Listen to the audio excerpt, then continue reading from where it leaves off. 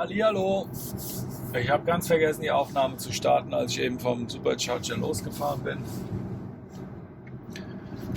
Ich wollte gar nicht auf 95% laden, aber dann machst du dies, dann In machst du 300 das. Metern leicht nach links abbiegen, um auf B33A zu bleiben. Und schon ist der auf 95% und ich hätte schon 10 Minuten oder 20 Minuten früher fahren können. Ich war aber viel zu beschäftigt und habe noch nicht mal alles geschafft, was ich machen wollte. Ja. Oh, der fährt gleich auf. Na, Glück gehabt hat er. Hat's noch gemerkt.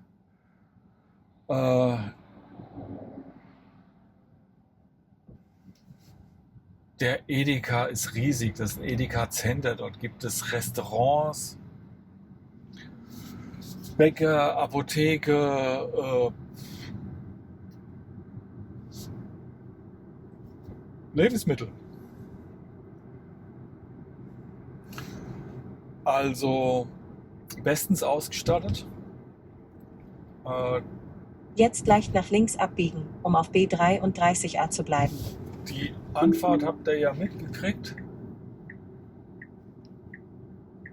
In 200 Metern die Auffahrt A5 rechts in Richtung Basel nehmen. Die Auffahrt habt ihr ja mitgekriegt. Die Hinfahrt habt ihr ja mitgekriegt. Die ist noch nicht richtig, also die ist nicht richtig im Navi, weil die Straßenführung geändert haben. Die haben eine Radfahrerstraße da draus gemacht und für das Navi ist es halt noch eine Autostraße, aber jetzt nur noch Radfahrer. Und das ist ganz neu, da sind erst, also keine Ahnung, von der Woche die Schilder oder so dahin gekommen. Edeka ist aber ausgeschildert, also man muss für die Anfahrt zu dem Supercharger hier auf die Edeka-Schilder gucken und vorm Edeka sind dann die Supercharger. 6 Jetzt die Auffahrt A5 rechts nehmen. 6 Stück und es sind noch mal 8 Stück, ich glaube beim Bauhof. Also hier sind mehrere Supercharger-Standorte jetzt.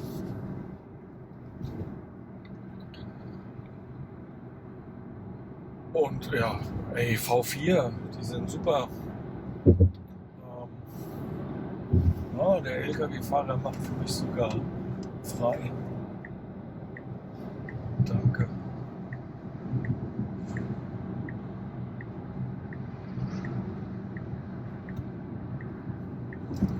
Danke.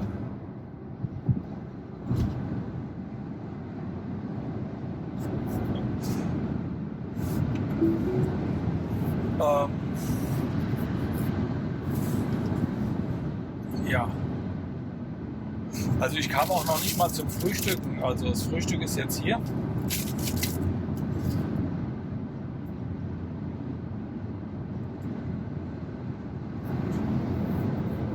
Ja, ich habe Fotos gemacht und von dem Supercharger und die poste ich jetzt immer zeitnah auf der Reise.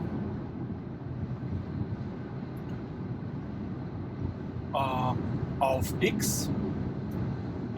Also das war früher Twitter und das heißt jetzt X und ich twittere nicht mehr, ich poste, weil es sind meistens doch ein paar Worte mehr und gibt noch Bilder und naja, Videos verlinke ich auf YouTube.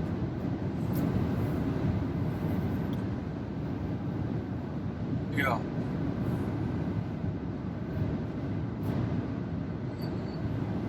Genau. Es ist eine Gruppenreise und es fahren, also ich sag mal, mindestens 5 Teslas noch mit die Strecke. Und weil die erst um 9 Uhr losfahren, wir haben jetzt 8:30 Uhr und ich bin schon in Frankreich sozusagen, bin ich dann wohl derjenige, der jetzt mal vorfährt und wir haben ein gemeinschaftliches Ziel, in Frankreich nach 800 Kilometern für die Durchreiseübernachtung. Und dann gehe ich mal von aus, also 3 Stück kenne ich schon von der Gruppe, die anderen 3 Stück, die ich nicht kenne, werde ich dann wohl dort kennenlernen. Und es sind mindestens 5 Teslas, die fahren. Und es können aber auch 6 Teslas sein, dass jeder seinen eigenen Tesla fährt. Da werde ich mich auch überraschen lassen. Ja.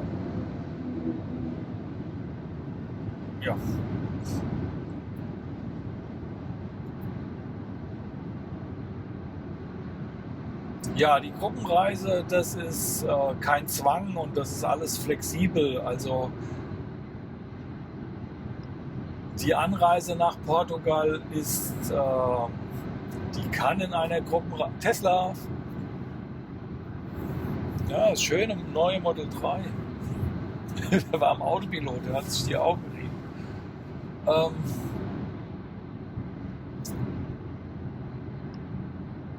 Diese Gruppenreisen, die ich mitmache, die sind immer sehr, ja, sehr locker. Also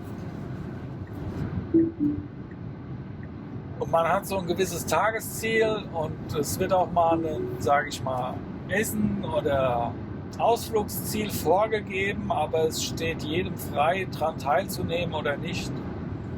Früher hinzufahren oder später hinzufahren, jeder wie er mag. Tesla, ich werde gerade überholt.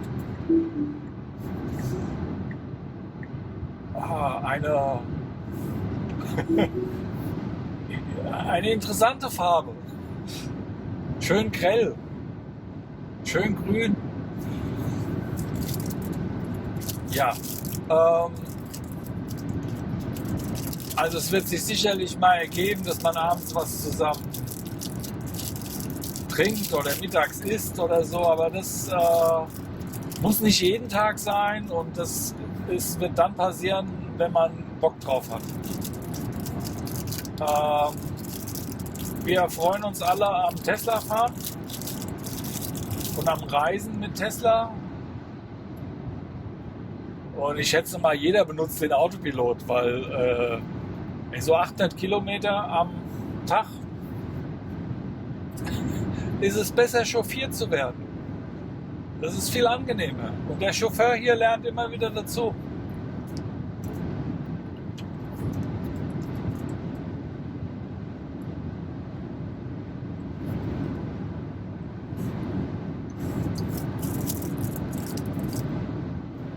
Ich bringe jetzt französische Schokobrötchen nach Frankreich.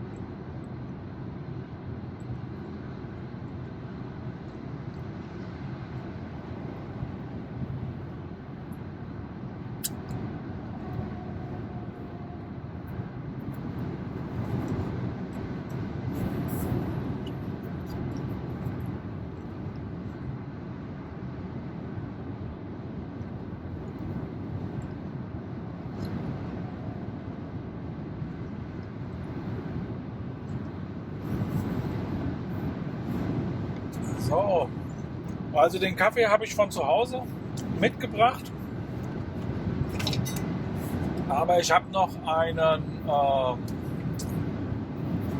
vorausschauenden Plan. Bevor der Kaffee leer wird, mache ich mir natürlich mein Kaffeewasser wieder selbst. Mein Kaffeewasser mache ich mir hier mit dem 12 Volt Anschluss. Und das Kabel geht dann an den Wasserkocher. Ich benutze jetzt mal den 12 Volt Anschluss. So, der ist eingestöpselt und der bleibt jetzt auch die ganze Reise über drin.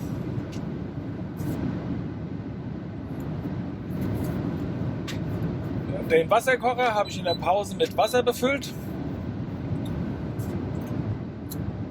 Mein Wasser hat aktuell 23 Grad.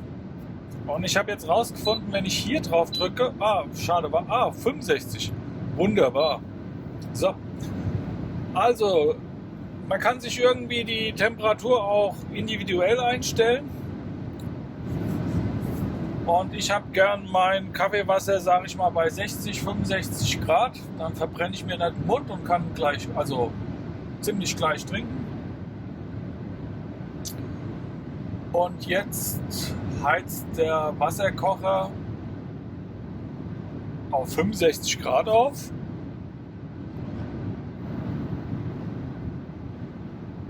Und danach mache ich mir meinen Kaffee. Also nicht der sagt jetzt, ich muss 3 Stunden fahren. Oh wow.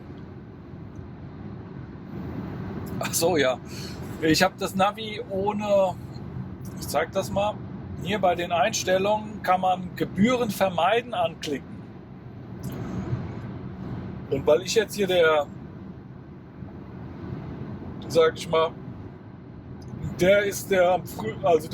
früh aufgestanden ist, kann ich es schön langsam angehen lassen. Das Navi sagt um 17 Uhr komme ich beim Tagesziel an.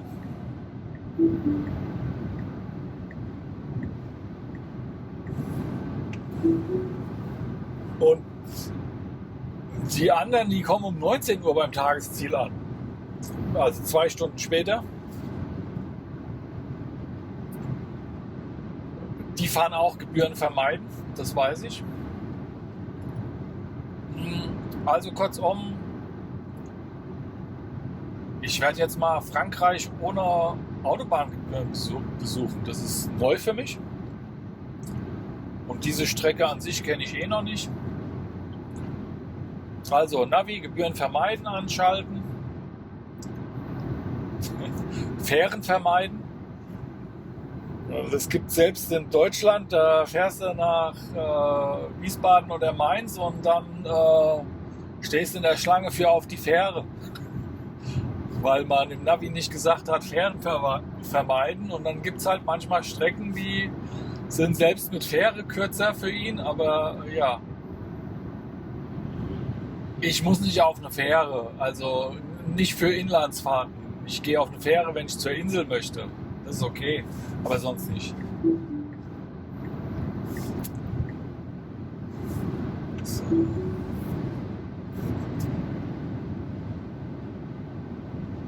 In 2 Kilometern links halten, um auf der A5 E35 in Richtung Basel, Freiburg zu bleiben.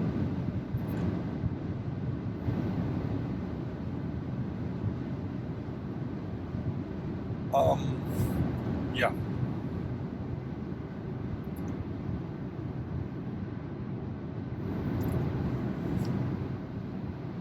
Also genau, es sind jetzt, wie viele Kilometer habe ich schon? 250 habe ich schon, 800 sind es, also sind noch 550 übrig. Und ich habe jetzt eine 3-Stunden-Fahrt vor mir.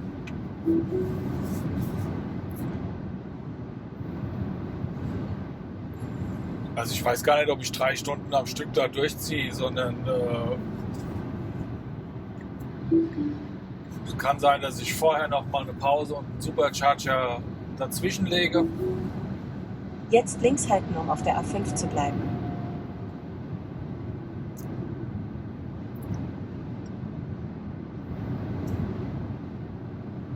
Ja. Aber also das Auto kann immer weiter fahren als ich. Ich schaffe es gar nicht so weit zu fahren. Also. Und die Pause, meine Pause ist immer länger als die Ladezeit. Hier erster Stopp, 96%. Ich hätte nach 15 Minuten weiterfahren können, so ungefähr. Also diese Prospektwerte, die funktionieren bei mir nicht im realen Leben oder in der Praxis. Also die Prospektwerte, Kilowattzahl, Akkuleistung oder Kapazität und ja, Ladekurve, all das für mich irrelevant. 15 Minuten Pause, weiter geht's. 1000 Kilometer, 10 Stunden. Der Rest sind Details. Ja, ich liebe auch Details. Aber für die Allgemeinheit nicht so interessant. Und vor allen Dingen nicht relevant. Ja. Also mit dem Tesla ist es einfach. Ich habe jetzt gehört, dass eine Flotte E-Autos wieder abschafft, weil sie nicht mit zurechtkam. Und dann stellt sich heraus, die hatten keine Teslas. Also wenn man natürlich Produkte hat, die nicht die Leistung oder Qualität haben, dann ist es klar, dass man wieder zurückwechselt. Aber wenn die Teslas in Flotten sind, dann bleiben die dort. Es sei denn, man hat eine Autovermietung. Also die Autovermietung, deren Geschäft ist der Rabatt vom Einkauf. Und Tesla gibt keinen Rabatt. Und der Grund ist nicht, dass die Kunden das Auto nicht wollten oder das Auto nicht gut wäre. Der Grund ist, das klassische Mietwagengeschäft ist ein Rabatt-Einkaufsgeschäft. Und bei Tesla kriegen halt Firmen keinen Rabatt, sondern der Kunde, alle kriegen den gleichen günstigen Preis. Also die alten Hersteller können ja nur Rabatt geben, weil sie vom Endkunden, der einen vollen Preis zahlt, mehr verlangen können. Also das ist eigentlich etwas unfair, weil da werden die Firmen bevorteilt und der Endkunde muss einen vollen Preis zahlen oder mehr auf jeden Fall. Und bei Tesla ist es fairer, weil da zahlen alle den gleichen Preis. Ja, aber die Mietwagenflotte, die klassische Mietwagenflotte arbeitet mit dem Rabatt und von daher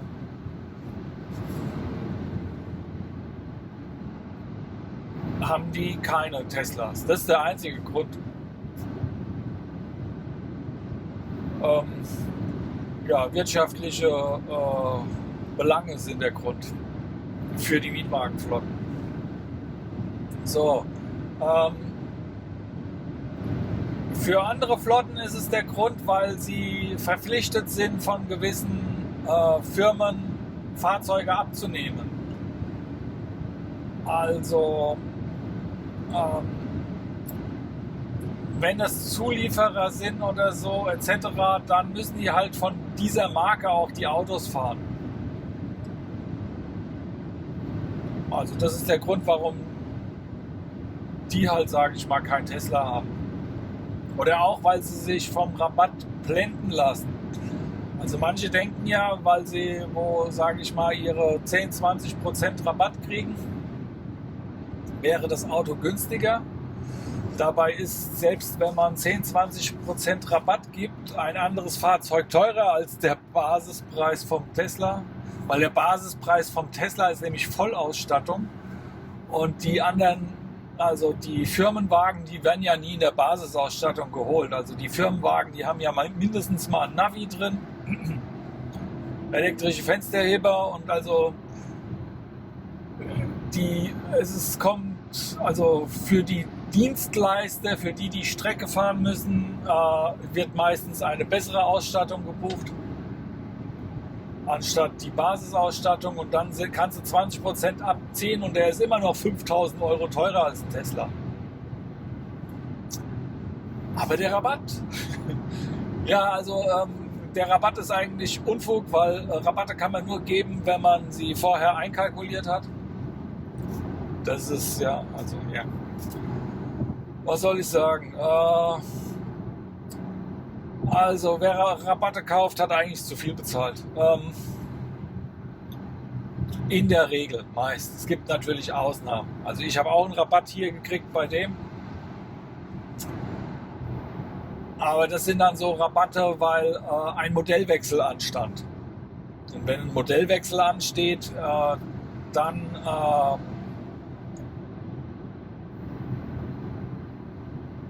wird das geliefert, was vorhanden ist oder gerade gebaut wurde. Und dann kann man das Glück haben, eine Anhängerkupplung umsonst zu bekommen. Das ist nicht die Regel, aber das war halt das Glück. Oder beim Model 3 gab es eine Homelink Garagentüröffner nachträglich umsonst. Wie der Tesla. Das Spiel ist, wenn man Tesla sieht, muss man Tesla sagen.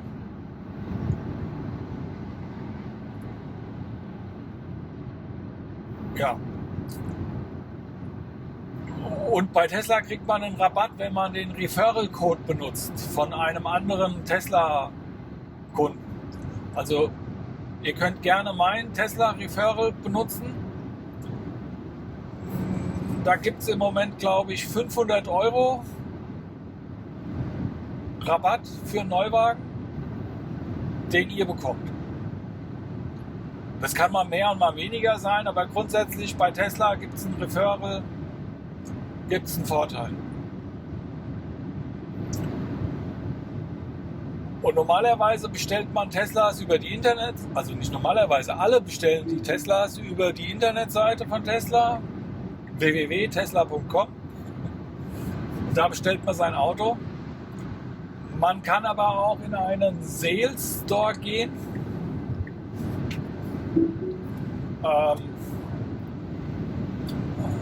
Also Teslas hat auch auf der Internetseite, kann man das sehen, in ganz Deutschland Sales Stores, und dann gibt es da so einen, also Sales ist Verkauf, also einen Verkaufsberater gibt es dann dort. Und der Verkaufsberater gibt dann zum Beispiel meinen Referral für euch ein. Also ihr sagt dann, ihr habt einen, und dann füllt der für euch das Bestellformular aus. Und zum Schluss lässt er euch also in der Regel auch klicken. Also er fragt dann, möchten Sie wirklich bestellen? Dann klicken Sie hier. Das ist dann der gleiche Klick, den man auch zu Hause gemacht hätte. Aber der Vorteil bei einem Sales, also Verkaufsberater, ist von Tesla, dass er mehr Einblicke auf den Bestand hat.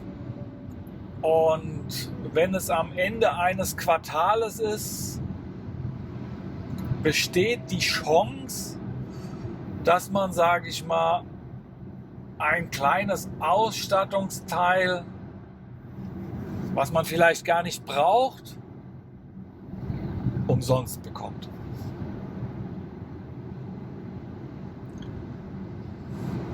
Also auch bei Tesla ist ein Rabatt möglich über den Referral-Code und über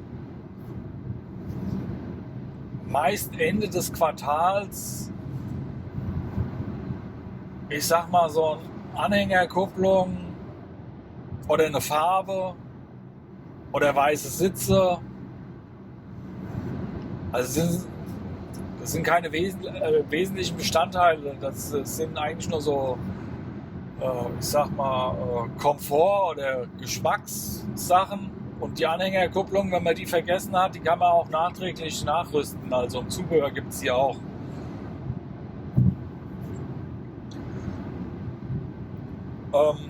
Grundsätzlich ist er voll ausgestattet und man kann sich eher über die Softwarefunktion hinzukaufen.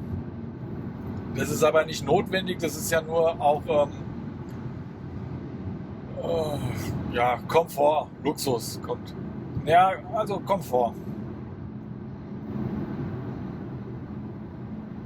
Ja, einen eigenen Chauffeur zu haben, ist schon Luxus. Also ich habe ihn ja jetzt schon serienmäßig dabei. Also der Grundchauffeur ist umsonst.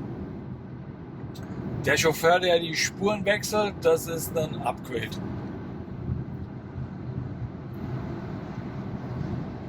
Und der Chauffeur, der dann in der Stadt fahren kann, den wird es dann für 99 € geben. Wie in den USA. Also erstmal wird es das Full Self-Driving für 30 Tage umsonst geben, sodass man das testen kann. 30 Tage umsonst testen. Und ich denke, die meisten, die das getestet haben, die werden sagen, oh, das ist aber gut. Oh, das will ich immer. Und dann kann man das Full Self-Driving Paket kaufen. Im Moment kostet es, glaube ich, 7.500. Was eine Menge ist, aber dafür kriegt man einen Chauffeur, der immer fährt. Aber wenn man ein Leasing-Auto hat, dann wird man natürlich keine 7.500 investieren für ein Leasing-Fahrzeug, was man nach 3 Jahren zurückgibt. Und deshalb gibt es das 99 € Dollar-Modell in den USA. Also ich hoffe mal hier 99 € oder weniger.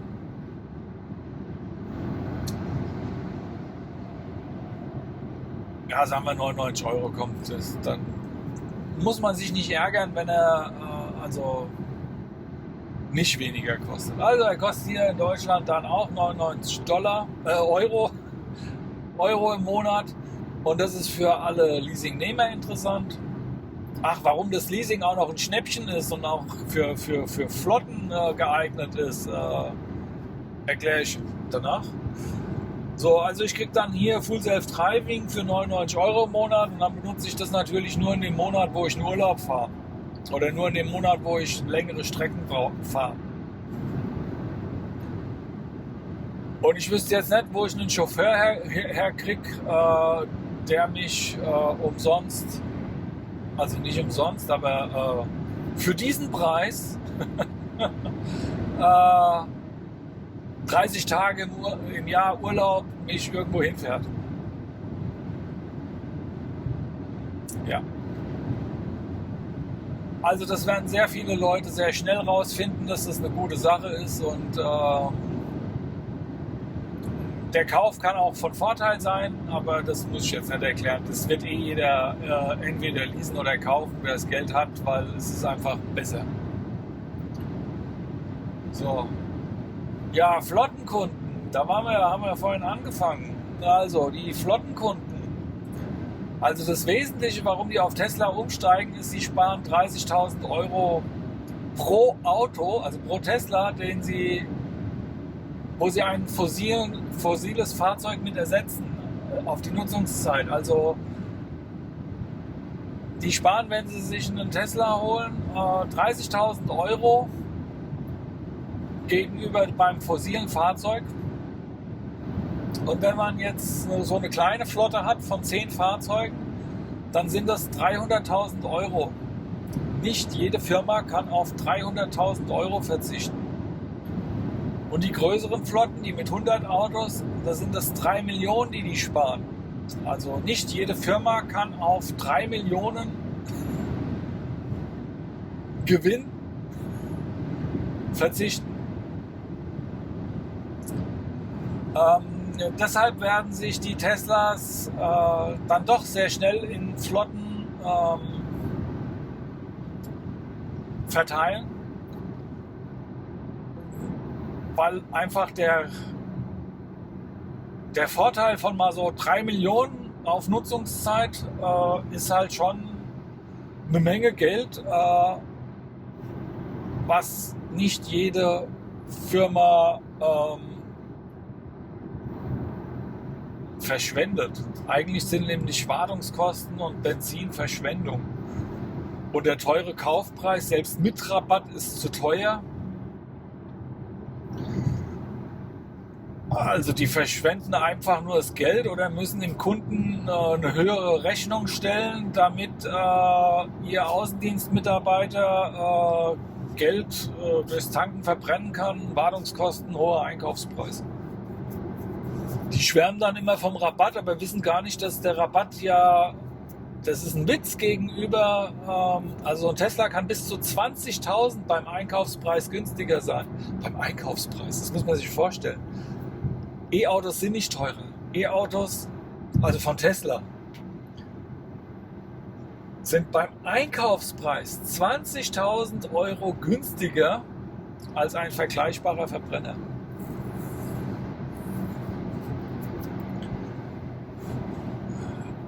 So viel Rabatt geben die anderen nicht.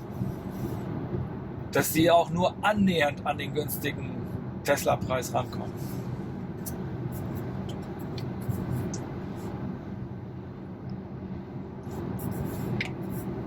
So, und jetzt zum Leasing und zum Leasing-Faktor.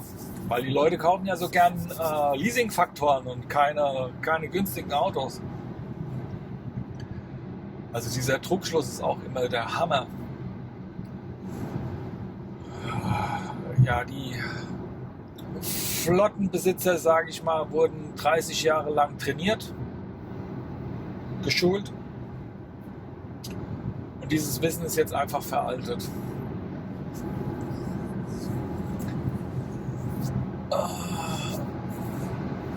Ja, also wie erkläre ich das? Also die Lokangebote sind immer auf der, es gibt also mehrere Stufen, also da gibt es mehrere Fallstricke. Und also Punkt 1 ist, das vermeintlich günstige Leasingangebot ist die Basisausstattung eines alten Herstellers. Die Basisausstattung eines alten Herstellers ist ohne Navi, ohne elektrische Fensterheber oder Türverriegelung. Also diese Basisausstattung ist die Ausstattung, die grundsätzlich nie verkauft wird. Also die Leute hätten dann schon gerne, sage ich mal, einen elektrischen Türöffner oder elektrische Fensterheber. Und sie hätten schon gerne ein Navi. Und früher war es so, die hätten auch gerne ein Radio, weil das Radio war auch nicht in der Basisausstattung drin. Oder Lautsprecher, die sind auch nicht in der Basisausstattung drin. Oder einen besseren Sound, der ist auch nicht in der Basis. Also dieser Lokpreis von dieser Basisausstattung, den hat gar keiner. Also, ja, 3% haben den, aber die anderen 97% haben sich mindestens ein Ausstattungsmerkmal hinzugekauft und dann ist nämlich der günstige Leasingpreis gar nicht mehr gegeben, weil der Leasingpreis basiert auf den Kaufpreis und der Restwertkalkulation. Also der Leasingpreis deckt Kaufpreis und Restwertkalkulation, also die Summe dazwischen ab. Und dann kommt halt noch ein Aufschlag von dem, was der Leasingnehmer verdienen möchte. Also der hat ja Aufwand und muss es vorfinanzieren, also da sind ja noch Zinsen mit dabei, etc. pp. So. Und jetzt ist das vermeintlich günstige Leasing gar nicht mehr so günstig, weil wenn man so Ausstattungsmerkmale dazu hat, dann werden die teurer. So, der nächste Trick ist, man kriegt gar keinen Rabatt, sondern der Rabatt, den kriegt die hauseigene Leasingbank. Und dadurch erscheint das Leasing günstig, aber den Rabatt hat die Leasingbank gekriegt und deshalb erscheint die Rate günstiger.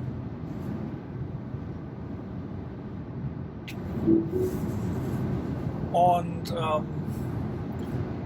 Ja, wenn so ein realer Vergleich schon 20.000 Euro, also ein Verbrenner von alten Herstellern kann 20.000 Euro mehr kosten, dann ist der versteckte Rabatt, der ins Leasing eingerechnet wird, auch gar nicht mehr da.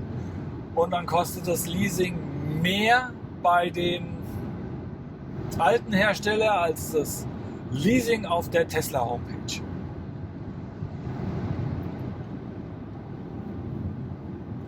Ja, damit ist eigentlich schon alles erklärt. Die können noch ein bisschen mit dem Restwert tricksen und dann bleibt nämlich die Bank auf dem Restwert sitzen oder der Kunde kommt dann auf den Vertrag drauf an. Also ich würde Leasing von anderen Herstellern als Tesla abraten, weil sie sind teurer. Auch wenn sie aussehen, sie sind günstiger, am Ende sind sie teurer, weil wenn ich jetzt von einem Leasing rede, von einem fossilen Fahrzeug, kommen ja noch die Tankkosten hinzu, die schon den ganzen Tesla bezahlen. Dann kommen noch die Wartungskosten dazu, die mir die ganzen Stromkosten bezahlen. Also ich fahre Tesla eigentlich, weil ich ihn für Nebenkosten fahren kann. Der Kaufpreis interessiert mich gar nicht, kostet ja nichts. Weil ich hatte ja Tankkosten. Ja.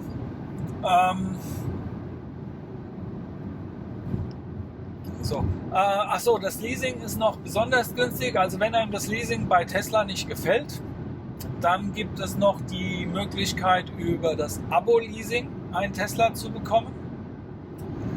Dann kostet ein Tesla 299 Euro im Monat. Also wer für 300 Euro im Monat tankt, kann für 299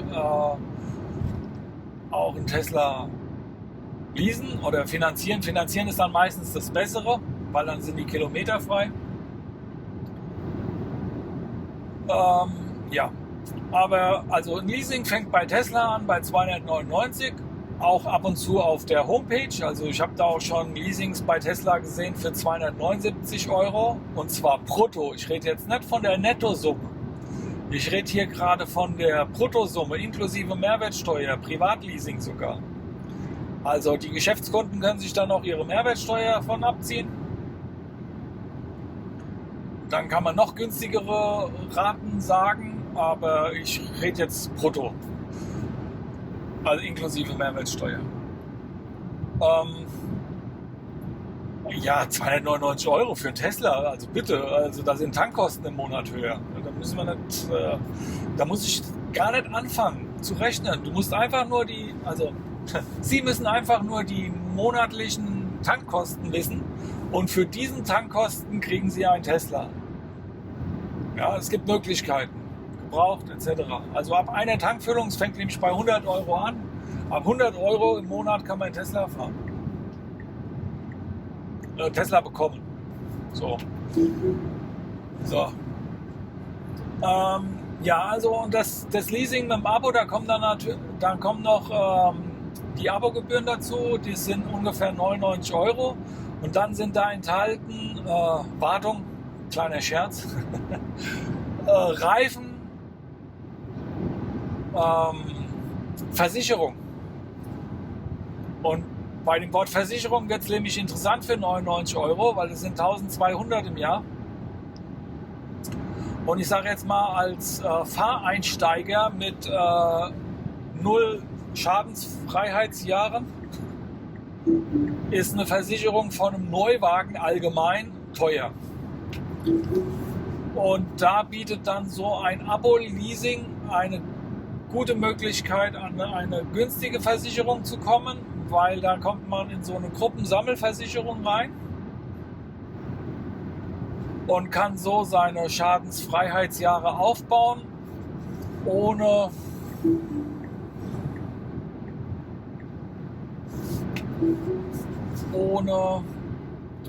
zu viel zu bezahlen. Und dann können selbst Fahranfänger einen Tesla für Benzinkosten fahren. Kommt halt darauf an, wie viel man fährt. Also es ist immer nur eine Frage,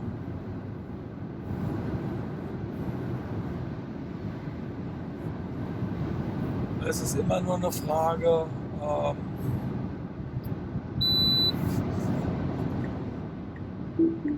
mein Wasser ist fertig. Es ist immer nur eine Frage,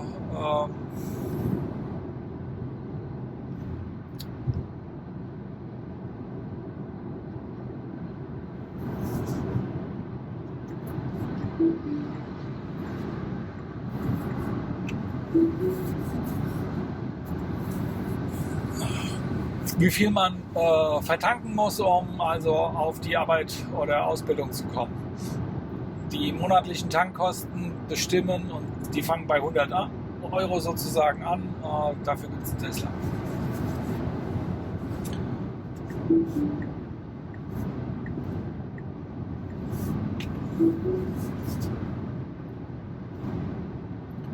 Ja. Genau, also günstiges Leasing bei Tesla selbst oder günstiges Leasing über ein Abo-Leasing. Und den günstigen Anbieter fürs Abo-Leasing findet ihr auf meiner Internetseite. Oder in meinem Buch. Genial gespart.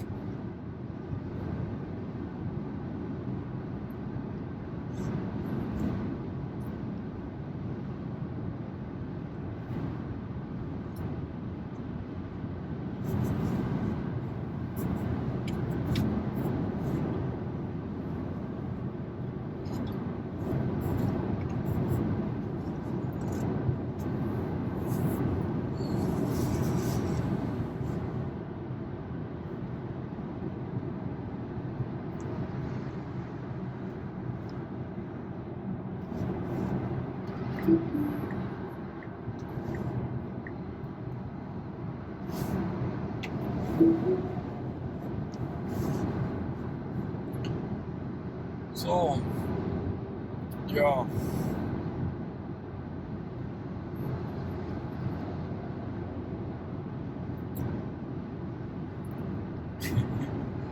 Ja, ihr müsstet mein Buch zum Bestseller machen, damit ich mir ableisten kann. Enhanced Autopilot, erweiterter Autopilot. Dann wäre dieses Ding, Ding, Ding, Ding beim Ein- und Ausschalten vom Autopiloten würde dann nicht mehr im Video ertönen und er macht die Spurwechsel automatisch. Oder ich brauche ganz viele YouTube-Abonnenten und ganz viele Views, also Aufrufe von den Videos. Ja, aber da verdiene ich noch 0 bei den YouTube-Videos und also beim Buch, also hier, wenn ich einen guten Monat habe, dann kommen da so 2 Euro im Monat rüber. Also, ja, was kriegt man nicht alles für 2 Euro im Monat? Ja, das zu dem Thema. Also Schriftsteller grundsätzlich, da können nur 1% von leben. Und ein weiteres Prozent lebt dann von den Lesereisen oder von den Lesungen, die man gibt. Ja,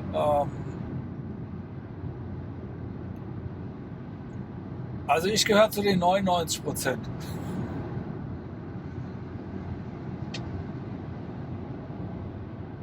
Aber ja, das Leben ist schön. Und ich schaffe es auch noch, selbst den Spurwechsel zu machen. Und die 99 Euro, die dann, sage ich mal, ab Juni anfallen, die kriege ich auch noch hin. Also, ja, wenn ich so drüber nachdenke, nehme ich lieber die 99 Euro, also nehme ich lieber, wenn ich ein bisschen Geld angespart habe für Tesla-Aktien. Ja, ist keine Beratung, bla bla, macht eure eigene Recherche ohne Gewähr. Also ich kann Tesla-Aktien nur empfehlen. Private Meinung. Ja, die ist gerade so schön gefallen. Ey, so niedrigen Kurs sehen wir nie wieder. Die ist im Moment bei 220 Euro.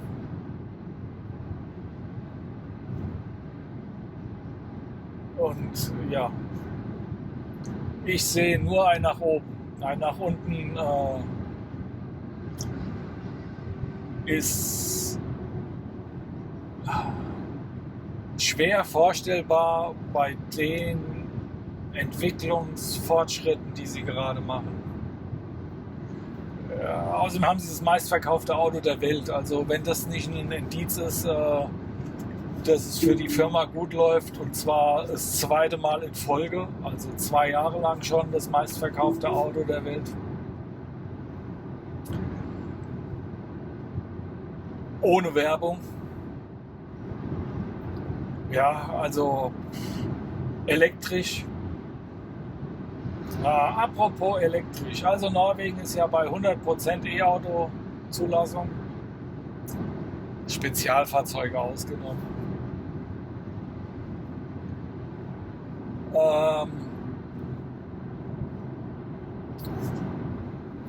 Ja, Norwegen ist sozusagen der Vorreiter.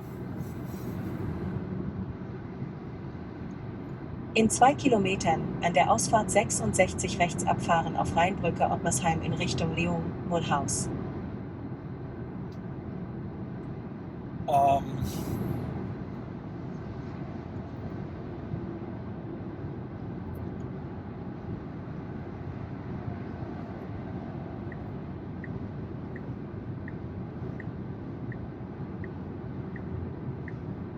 Ja, das gleiche Spiel sehen wir in ganz Europa.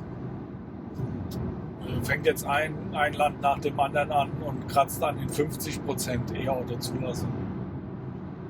Ich glaube, Schweden, Dänemark, Holland sind so die nächsten Länder mit den, also 50% Minimum dieses Jahr. Das geht jetzt ganz schnell.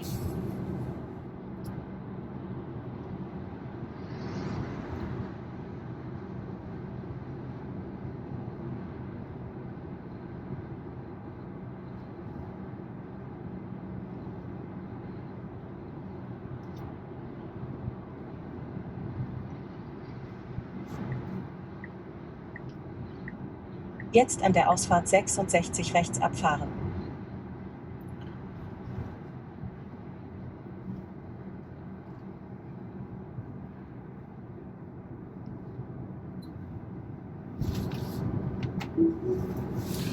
Ja, die Autobahn, Kreuzwechsel und so könnte Tesla, also kann Tesla auch schon automatisch, sieht man in den USA, kriegt man sogar in Deutschland, wenn man das Full Self Driving Paket hat, muss man halt noch einen Blinker zur Bestätigung drücken. Oh, hätte ich gar nicht machen müssen. Gut.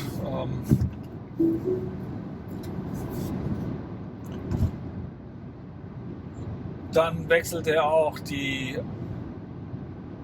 von einer Autobahn auf die nächste Autobahn oder nimmt die Autobahnausfahrten automatisch mit Bestätigung. So, 110. Wir nähern uns der Grenze oder sind jetzt schon drüber. Ich habe gar nichts gesehen. Sieht schon französisch hier aus. Ich glaube, das war's schon. Willkommen. Viva la France. Bonjour.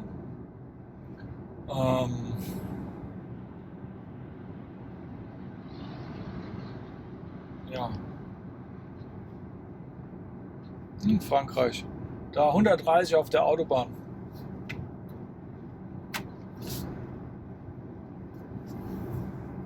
Das macht es jetzt alles ganz entspannt hier. Also ich fahre sehr gern in Frankreich. Auf der Autobahn, also die kenne ich zu Genüge. Und da kenne ich ehrlich gesagt, also ich fahre zu 99% die Maut wegen meinem Bip and Go. Aber jetzt, wir haben Zeit, ich probiere es mal ohne Maut.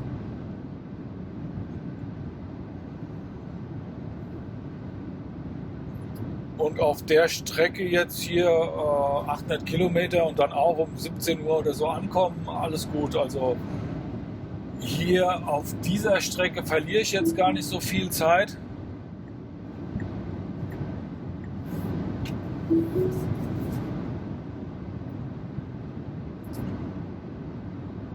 Ja. Hier verschwinden immer die Karten, weil das Mobilfunknetz umgeschaltet, also der sucht sich jetzt einen neuen Mobilfunkanbieter, Provider, und das dauert immer ein bisschen. Ich habe aber auch Starlink im Auto. Ich zeige so ein paar Sachen dann auch noch später. Also ich habe Starlink hier unter dem, also im Innenraum ans Glasdach mit Saugnäpfen montiert. Also im Innenraum hängt mein Starlink am Glasdach oben und guckt nach oben.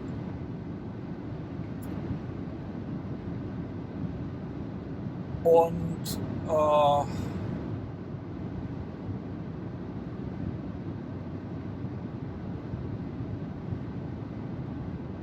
ja, das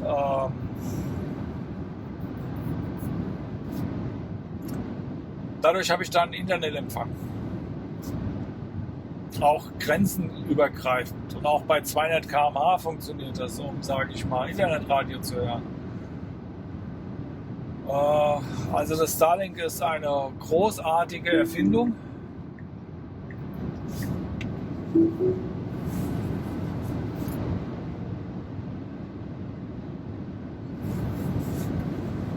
Das ermöglicht Internet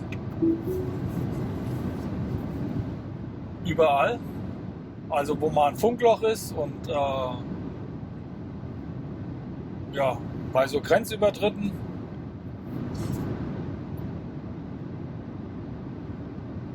Ja, die Technik kriegt es ja irgendwie hin. Also die Satelliten da oben, die umkreisen die Erde mit 20.000 km/h. Da ist mein 200 km/h, wie ich hier fahre, ja eigentlich irrelevant. Und bei Flugzeugen funktioniert es ja auch, Starlink. Also die haben ja einen, sage ich mal, permanenten Funkmastwechsel.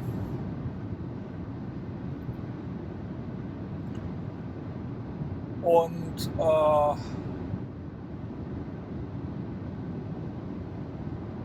hier auf der Erde kriegt man es nicht hin, den permanenten Mastwechsel.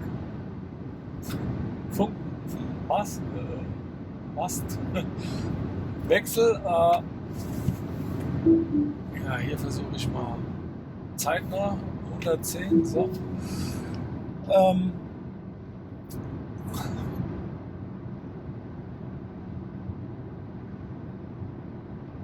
Ja, aber die Mobilfunkanbieter kriegen irgendwie so, bei denen es gibt ja auch einen Funkmastwechsel, aber der ist, wie man gesehen hat, jetzt ist er wieder da, nicht so schnell.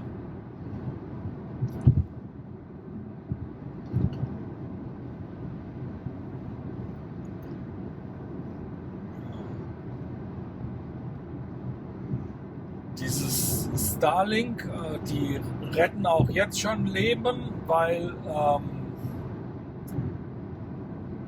sie den fliegenden Funkmasten haben. Also die Telefone können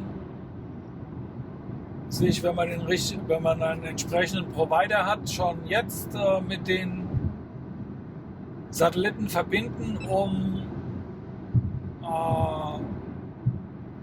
SOS-Nachrichten abzuschicken oder also zu versenden.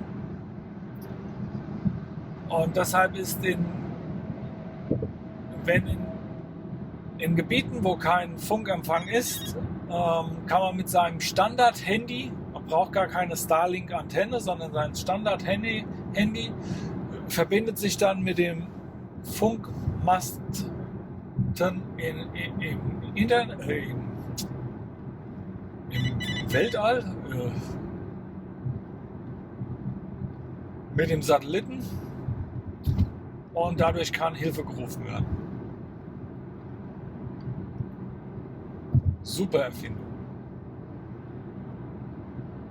Mit dem normalen Telefon.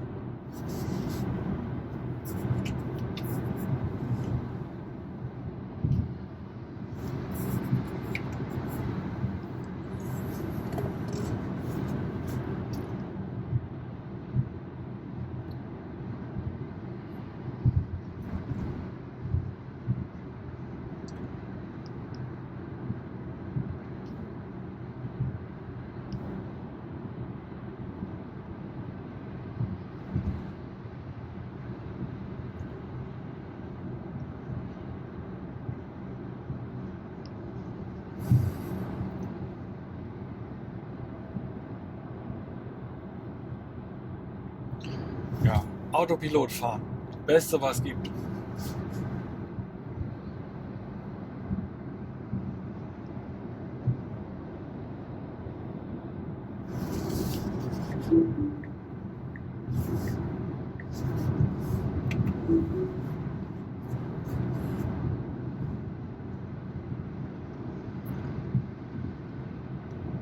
Tesla.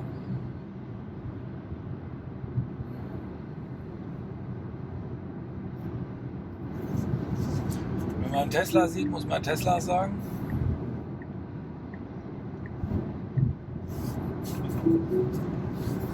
Altmetall. Das müsste man zu häufig sagen.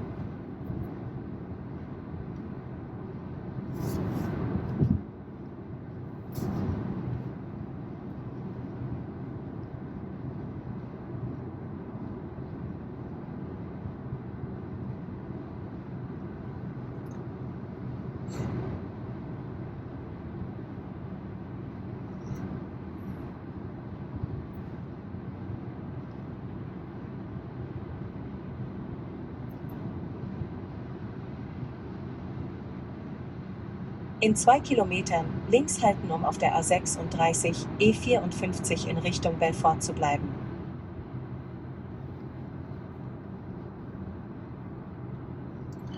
Ja, entschuldigt meine französische Aussprache, die stimmt grundsätzlich nie. Ja.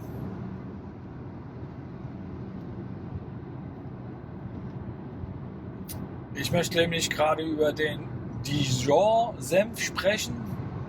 D-J-O-N oder so.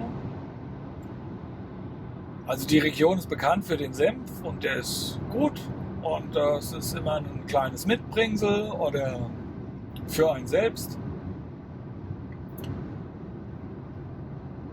Und ich meine, auf der Strecke fahren wir sogar durch diesen Ort oder Region durch.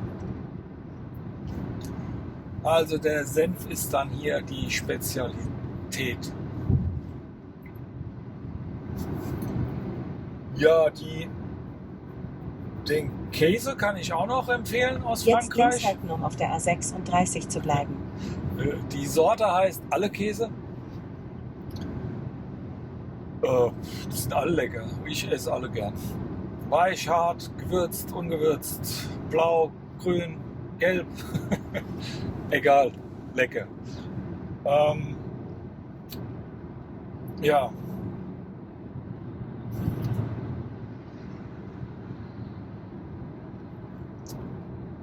Also ich denke jetzt gerade an eine leckere Gorgonzola-Soße. So, ich habe hier 130 gesehen, das Aufhebschild.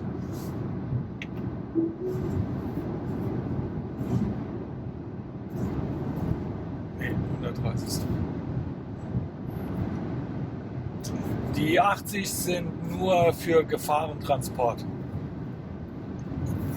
Also er kennt das Verkehrszeichen, also das ist Geschwindigkeit, aber unten drunter war noch ein Zeichen für welche Fahrzeuge in dem Fall die Geschwindigkeit gilt. Und deshalb wird jetzt 80 angezeigt, aber es ist 130 erlaubt.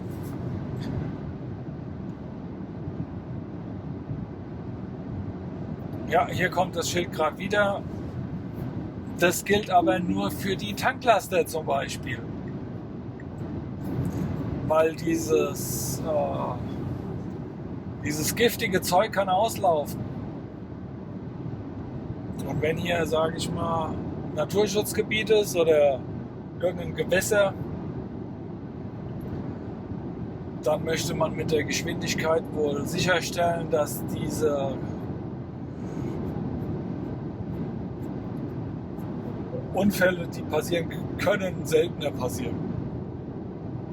Ist bald Geschichte, müssen wir gar nicht mehr drüber reden. Norwegen 100%, was soll ich dazu noch sagen? 2025.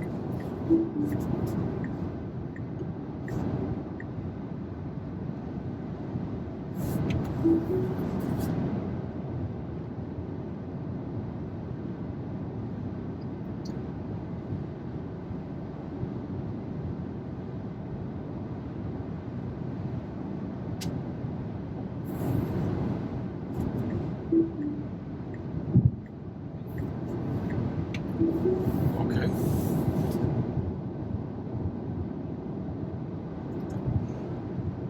Ja, der hinter mir wechselt mit mir die Spur, das heißt, ihm gefällt meine 130 km/h und er will gar nicht schneller.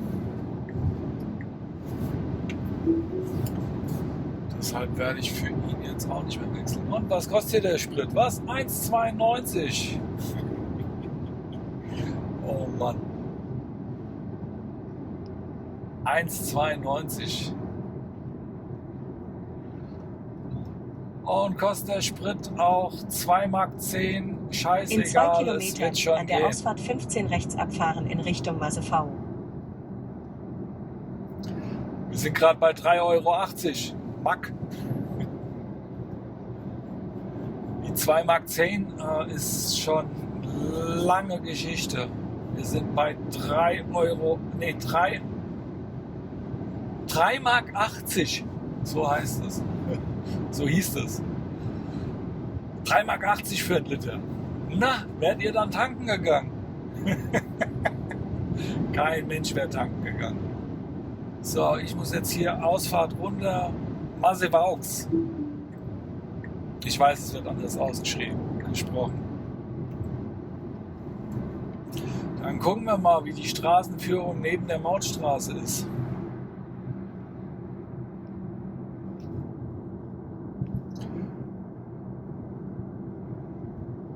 Die Schriftsprache von Frankreich ist eigentlich eine kodierte Sprache, weil die schreiben Buchstaben, die man gar nicht liest, und dann liest man Buchstaben, die gar nicht da sind. Jetzt an der Ausfahrt 15 rechts abfahren. Das ist ein In reiner 300 Code. Metern geradeaus halten auf Auffahrt D83 in Richtung Belfort, Masevau. Dann rechts halten auf der D83. Jetzt geradeaus halten auf die Auffahrt D83. Jetzt rechts halten auf der D83. In 2 Kilometern an der Ausfahrt rechts abfahren in Richtung D483, Belfort. Also in Italien war es für mich ein Reinfall, als ich versucht habe, die Mautstraßen zu vermeiden.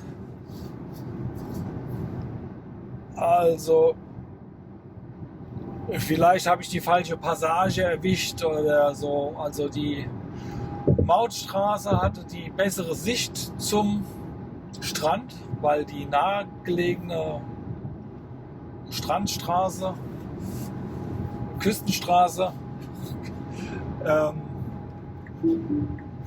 waren immer Häuser davor und ich konnte den Strand gar nicht sehen.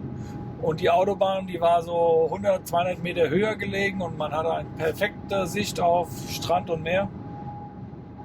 Hier 700 Meter raus, alles klar. Ja, und man braucht eine höhere Konzentration, wenn man hier so Landstraßen fährt. Also in Italien, also die Sicht war schlechter. Jetzt an der Ausfahrt rechts abfahren in Richtung D483. Alle 5 Meter eine Ampel, also es waren meistens dann durch den Ort fahren und also, wow, Serpentinen, also Ja, die ist mal schön, aber so permanent und dauernd und dann noch mit LKW in der Serpentine und Bus und die hupen ja dann vor der Kurve, weil sie brauchen die ganze Kurve, um rumzukommen. Das ist dann schon eine Herausforderung. Und der Chauffeur macht es leider noch nicht und ich mag nicht. Und deshalb also in Italien In 300 Metern in den Kreisverkehr einfahren und die dritte Ausfahrt nehmen. meine Empfehlung,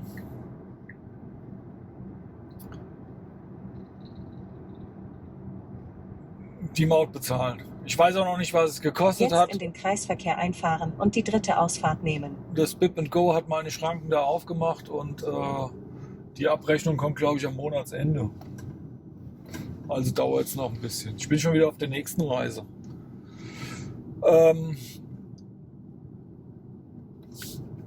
Ja, die Verkehrsregeln sind in Italien auch mehr so Hinweise. Und wenn jetzt hier 70 erlaubt ist und Überholverbot, dann kann es passieren, dass man mit 130 überholt wird. Und man hat nur die Wahl Strafzettel oder Unfallrisiko. Ja, und jetzt kann, also mein Leben ist mir mehr wert. Also von daher ist Strafzettel dieses kleinere Übel in Italien. Also man muss da mit dem Verkehr mitfließen. Wenn man da nicht mit dem Verkehr mithält oder fährt, dann rabbelt es in der Kiste. Zum Thema Rappel, auch ein französisches Wort.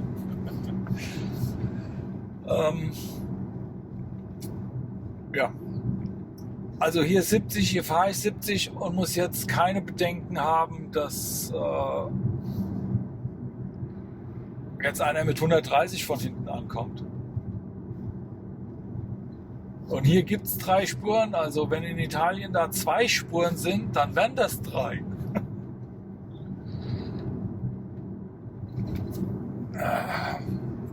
Das Land ist schön, das Essen ist schön, die Menschen sind schön, die Menschen sind also gut gelaunt. Also ich habe nur die gut gelaunten getroffen und freundlich und also ich kann Italien über alles loben.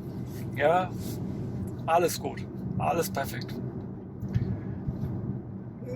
Beim Verkehr würde ich sagen, da ist Luft nach oben. Ne? So sagt man doch. Beim Verkehr ist Luft nach oben, ja. Aber sonst alles perfekt. Muy bien. Bella Italia. So, aber jetzt hier muss ich sagen, Viva la France. Also die Straße, die ich jetzt hier erlebe, für keine Mautstraße, In 2 Kilometern in das den ist ja das Kreisverkehr Beste, einfahren was und die ich zweite Ausfahrt je nehmen. gesehen habe. Also jetzt auf dieser Passage, es gilt wieder sicherlich nicht für alle Passagen. Ich kenne auch eine andere hier, also in Frankreich. Aber diese Passage jetzt hier, ey, die ist ja top. Und sogar immer mal 2 Spuren zum Überholen. Jetzt sind die anderen mal dran. Also, und das 70 fahren, also mich stört es gar nicht und es ist nicht mal einer hinter mir. Also ich kann bis zum Horizont hinter mir gucken und das ist keiner da. Wir haben Freitag 9:40 Uhr. Also wo ist der Berufsverkehr? Welche Arbeit? Ich bin schon in der Zukunft. Ja, mal gucken, was meine Stimme. Also ich merke jetzt schon meine Stimmbänder nach 2, jetzt quatsche ich schon 3 Stunden. Ja, danach mache ich dann alles ohne Ton. Zeitraffer, Musik drunter. Und ich höre meine eigene Musik.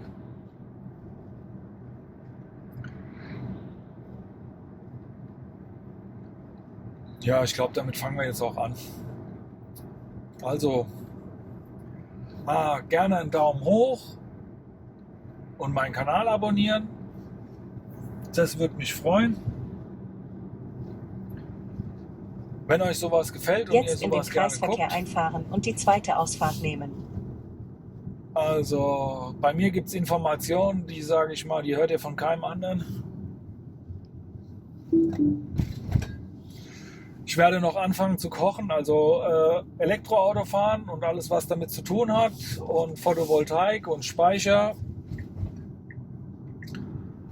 und Solarkocher. Das ist auf meinem Kanal Thema. Also, und da es jetzt Solarkocher und Grillen unterwegs gibt, passt es auch super zum Reisen mit dem Auto. Verpflegung nachhaltig. Ich habe sogar vegane Wasserüberkochgerichte mit dabei.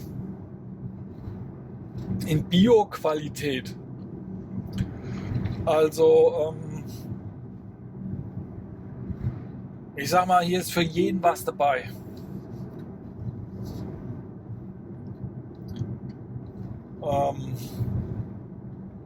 Ja, also freut euch mit mir aufs nächste Video, weil ich freue mich aufs nächste Video. Und wenn ihr mein Kochen erlebt, also da wird sich mancher Koch den Kopf schütteln. Ja, Sterneküche heißt für mich etwas anderes. Aber ja, ich habe schon mehrere Videos dazu. Ich habe eine Playlist Solarkocher auf meinem YouTube-Kanal. Da könnt ihr ja schon mal reinschauen. Da wisst ihr dann schon mal, wohin die Reise geht. Aber zukünftig, ich habe aufgerüstet. Bessere Bildqualität, besserer Ton. Ist alles mein Hobby. Also viel Vergnügen, danke fürs Zuschauen und bis zum nächsten Video. Tschüssi!